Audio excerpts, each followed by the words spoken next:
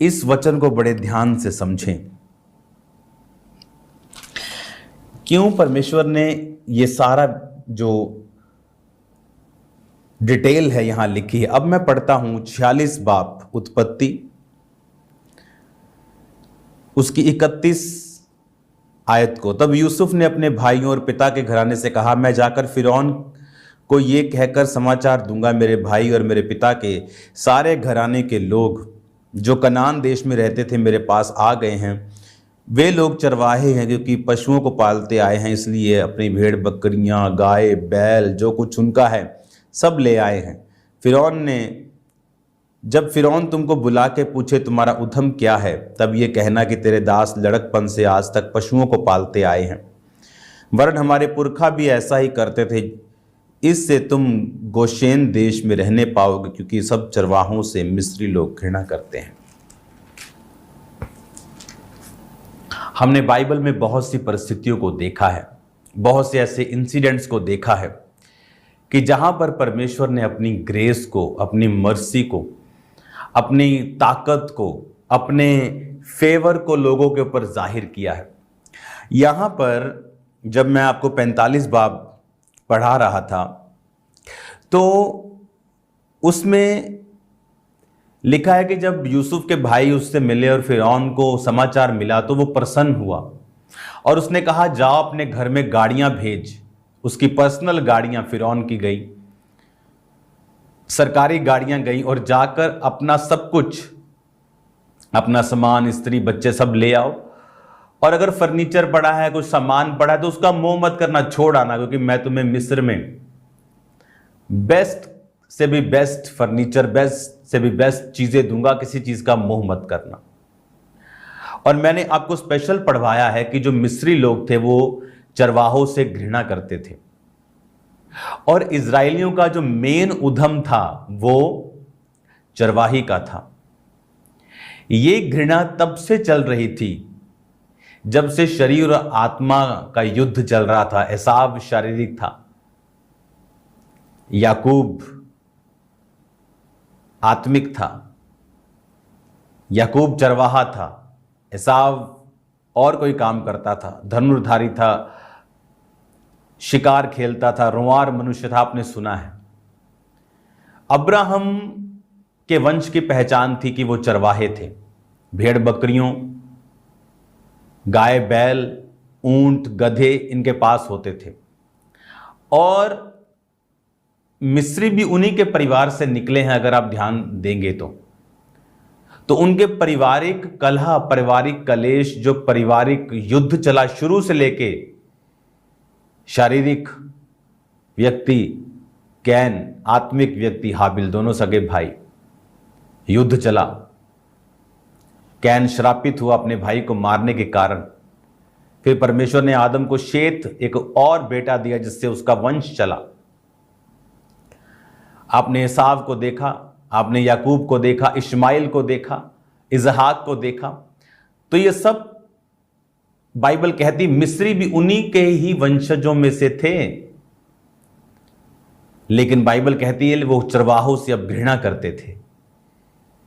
लेकिन यूसुफ एक ऐसा व्यक्ति था जो परमेश्वर की पवित्रताई में और प्रेयर में, उसके साथ संबंध में, परमेश्वर के साथ एक अच्छे विवेक के साथ चलने वाला मनुष्य था।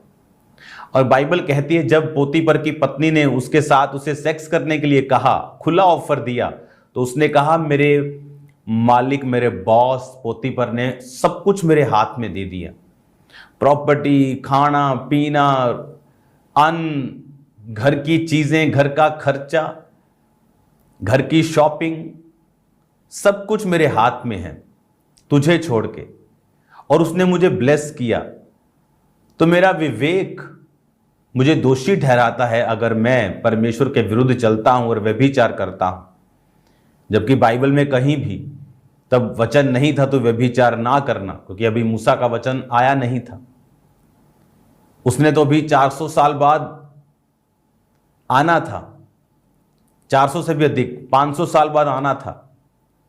लेकिन परमेश्वर ने आपको एक विवेक दिया है, आपको एक मन दिया है। जब आपको कहां बाइबल में लिखा है सिगरेट ना पियो? अगर आप ढूंढेंगे तो आपको नहीं मिलेगा। तो इसका मतलब क्या? पियो। लेकिन परमेश्वर ने इसीलिए आपके विवेक आपको दिए हैं, जो अंदर से आपको मालूम है। आप जितनी मर्जी अपने आप को ट्राई कर लो, कुछ पास्टर्स बोलते हैं नहीं ये पीना पाप नहीं, आप जो मर्जी आप ट्राई कर लो, लेकिन आपके अंदर को पता है ये गुनाह है, ये शारीरिक चीज है। उसी तरह से जब उसके विवेक को उसने संभाल के रखा और पाप नहीं किया और परमेश्वर के साथ जुड़ा रहा, और बाइबल कहती है कि परमेश्वर का वचन उसे कसौटी के ऊपर कसता रहा। जब वो सांकलों में बंधा हुआ था तब भी कसौटी यानी परमेश्वर के वचन पे वो अड़ा और खड़ा रहा। और हम फिर क्या देखते हैं कि परमेश्वर ने वो लोग जो उनसे घृणा करते थे, जो नफरत करते थे मिस्री इजराइलियों से, वही क्या कह रहे हैं कि अपने घर में मेरी गाड़ियां भेज। सरकारी गाड़ियां, रथ जाएंगे उन्हें लेके आने के लिए, अपने बाल बच्चों के लिए सरकारी गाड़ियों को भेजते हैं। आपको अगर आपके बच्चों को, आपके परिवार को, हम परिवार बड़े बड़े होते थे, कुछ 4 लोगों का परिवार तो था नहीं, 70 लोग थे, 70-72 लोग थे। तो आपके परिवार को अगर 15, 20, 25 सरकारी गाड़ियां बड़ी बड़ी प्रोटोकॉल के साथ लेने आए तो आपको किसी को लगता है यार कुछ है इस बंदे में। आप इमेजिन करो, वो लोग जो घृणा करते थे, जो नफरत करते थे, उन्होंने अपनी गाड़ियां भेजी, अपने प्रोटोकॉल भेजे और कहा छोड़ दो चीजों को, फर्नीचर, ये बर्तन बुर्तन मत लेके आओ, जो अच्छा अच्छा है अपना बच्चे, अपनी स्त्रियां, अपना काम का सामान ले आओ, क्योंकि मिस्र में जो बेस्ट होगा मैं तुमको दूंगा। मिस्र एक ऐसा तब राज्य था जो ऑलमोस्ट हाफ दुनिया की पॉपुलेशन पे उसने राज किया। वो एक शारीरिक किंगडम था, शरीर से जन्मा था। और बाइबल कहती है शारीरिक रीति से जन्मे लोग आत्मिक रीति से जन्मे लोगों से अधिक चतुर हैं, चालाक हैं। वो चालाकी शैतानी है उनमें। वो व्यक्ति जो घृणा करने वाला था वो कह रहा है कि मेरा सरकारी गाड़ियां उनको लेने के लिए गई।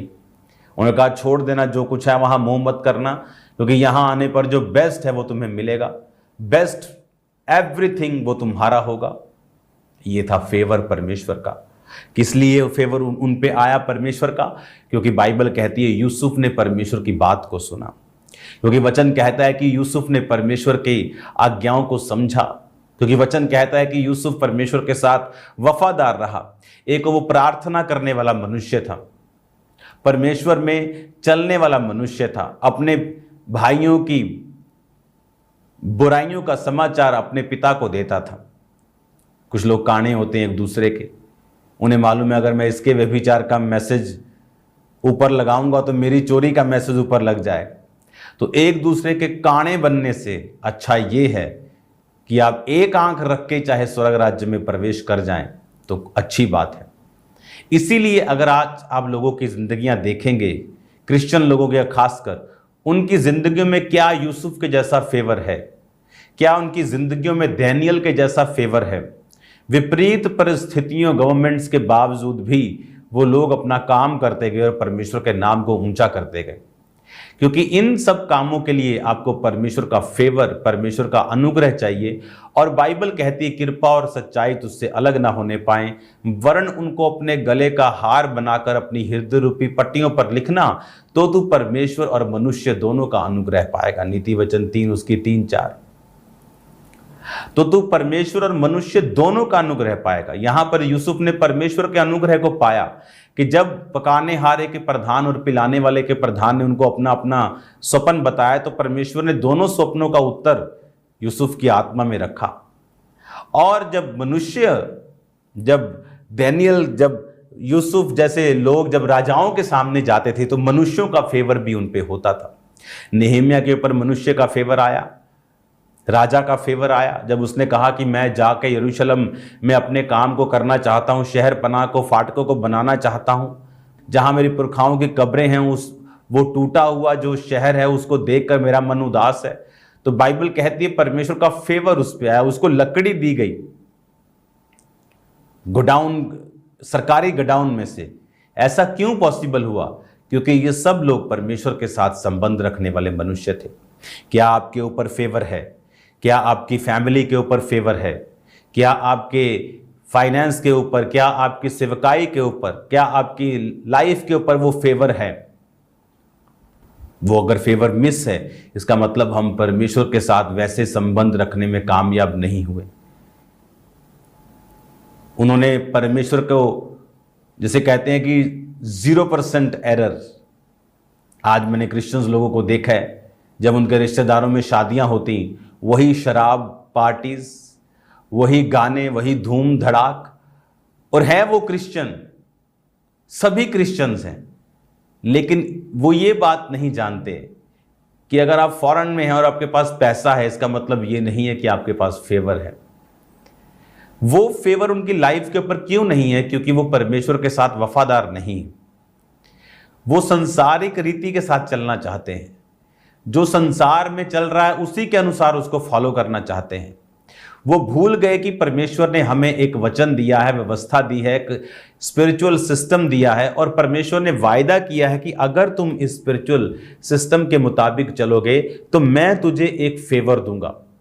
और वो फेवर ऐसा होगा कि बाइबल कहती है मिस्री इजरायलियों से घृणा करते थे, चरवाहों से घृणा करते थे, फिर भी बाइबल कहती है उन्होंने चरवाहों के मुताबिक उनको एक बेस्ट देश दिया जो चरवाही करने के लिए अच्छा था।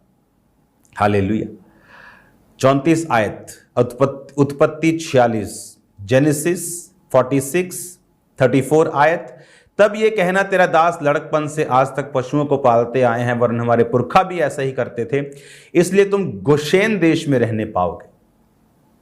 गोशेन देश, हरा देश, चरवाही का देश, लैंडस्केप्स जहां पर थी, जहां पर घास था, जहां पर हेवन, पशुओं के लिए हेवन, वो बेस्ट मिस्रियों से लिया। कौन मिस्री? जो चरवाहों से घृणा करते थे, जो चरवाही करने वाले लोगों से नफरत करते थे, उन्होंने ही उनको अच्छे से अच्छा देश दिया। ये एक ऐसा फेवर है जो योनातन ने दाऊद के ऊपर किया, ये जानते हुए कि पिता के बाद गद्दी उसकी है। बाइबल कहती वो चाहता था कि ये दाऊद को मिले। ये फेवर नहीं आ सकता, आपकी शारीरिक दोस्त आप पर वो उतना फेवर नहीं कर सकते, वो दोस्ती निभा सकते हैं, लेकिन ऐसा फेवर करना ये परमेश्वर का हाथ था। और अगर आप बाइबल को ध्यान से पढ़ेंगे, किन लोगों के ऊपर ये फेवर आया, किन लोगों ने ऐसे फेवर को अपनी जिंदगी में हासिल किया, ये वो लोग थे, ये वो इंसान, औरतें थे जिन्होंने परमेश्वर के साथ अपने संबंधों को कायम रखते हुए, प्रार्थना में जीवन बिताते हुए, कोई नाराज हो ना हो, खुदा के वचन को उन्होंने छोड़ा नहीं और उसके वचन पे अड़े और खड़े रहे। आज एक रिश्तेदार नाराज ना हो, हम उनके डीजे पार्टीज में नाचने के लिए और शराब पीने के लिए तैयार हो जाते हैं। एक रिश्तेदार क्योंकि आपकी लड़की की शादी पे नहीं आएगा, आप वो सब काम भूल जाते हैं जो खुदा ने आपको बोले। और इसीलिए हम क्रिश्चियंस हैं। क्या अन्य जातियां लोग खाते नहीं, पीते नहीं? क्या वो घर नहीं बनाते? क्या वो गाड़ियां नहीं लेते? क्या वो मोटरसाइकिल नहीं लेते? क्या फॉरेन नहीं जाते? क्या उनके वीजा नहीं लगते? अगर वो भी सब इन्हीं चीजों को हासिल कर लेते हैं, आप भी कर लेते हैं, और आप कहते हैं खुदा ने किया, ठीक है, लेकिन उसके आगे क्या? क्या आप क्रिश्चियन हैं? किससे मालूम होता है? ये चीजों से नहीं। फेवर, एक 200 रुपये मांगने वाला इंसान जब अमेरिका सेटल्ड होता है, उसे बोलते हैं फेवर। फॉरेन सब जाते, लेकिन फेवर के साथ क्या हुआ? खुदा ने आपकी लाइफ पे क्या फेवर किया? अगर आप मसीही हैं, आप उसके वचनों पे बिना शैतान के साथ कोई कॉम्प्रोमाइज किए आप चलेंगे। आप अपना मुंह बंद नहीं रख सकते चोरी को देखकर, मुंह बंद नहीं रख सकते व्यभिचार को देखकर।